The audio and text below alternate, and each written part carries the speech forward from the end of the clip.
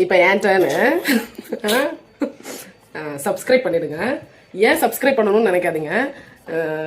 நாங்கள் டெய்லி இந்த மாதிரி ஒரு முக்க கடி ஜோக்ஸ் போடுவோம். அது உங்களுக்கு நீங்கள் பார்க்கணுன்னா அதை சப்ஸ்கிரைப் பண்ணிடுங்க. சரி, நான் முக்க ஜோக் போடுவேன், அதனால அதை பார்க்கணும். உங்களுக்கு அந்த வீடியோ வேணும்னா சப்ஸ்கிரைப் பண்ணிடுங்க.